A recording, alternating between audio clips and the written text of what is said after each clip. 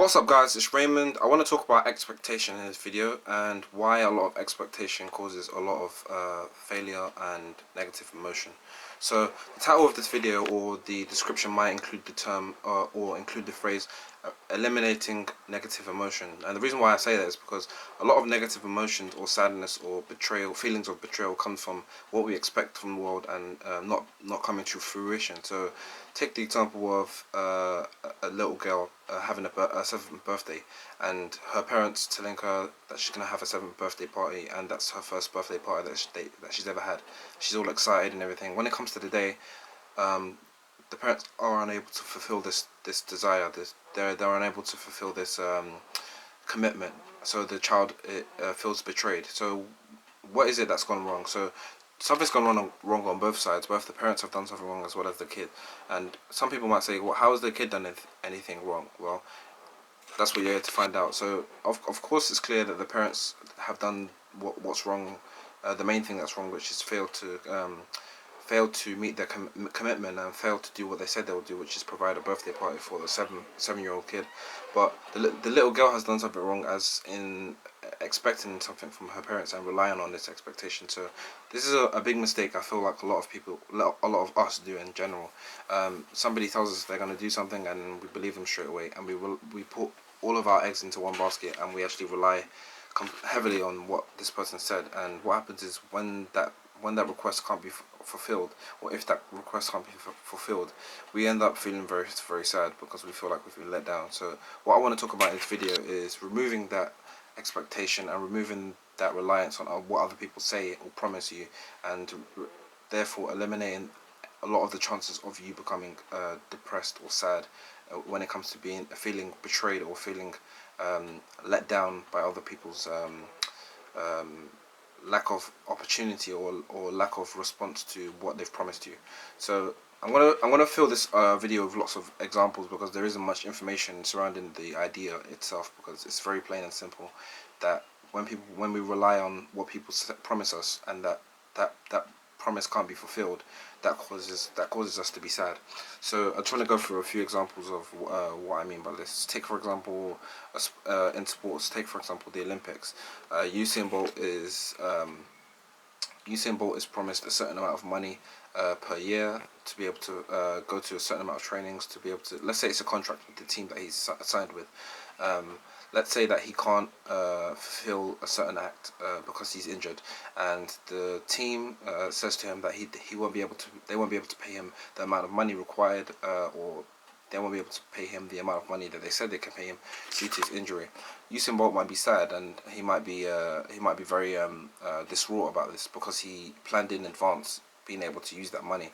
Take for example, it was $22 million, and he planned to buy his parents a house. He planned to buy himself a car. He planned to get married to his wife, and he planned to have children. Let's say that particular amount of money, $22 million, was all used up in his plans to be able to use in terms of long-term cash or short-term cash, and they the team hit him with the information that they won't be able to pay him that much money due to his injury. That could be devastating news, but the sad thing or the funny thing is that before, not too long ago, that promise was never made. There was no suggestion that it will pay you $22 million per year.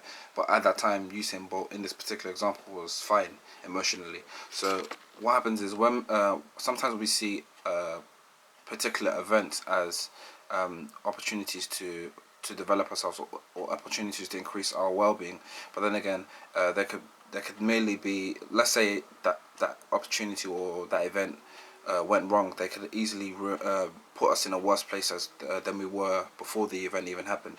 So what you want to do is you want to treat each event as from an objective standpoint, and you want to consider all the options and all of the possible outcomes that could happen. Take for example going to the shop, simply going to the shop. Before you go to the shop, you need to consider the possible outcomes that could happen. Crossing the road, there is a chance that you could get hit by a car if you're reckless. Taking your daughter or son to school, there is a possible chance that your child could get his or her bag taken. There's an endless possibility of outcomes that could happen. You just need to weigh up the likeliness or the likelihood and be able to prepare for each action, for each outcome, potential outcome.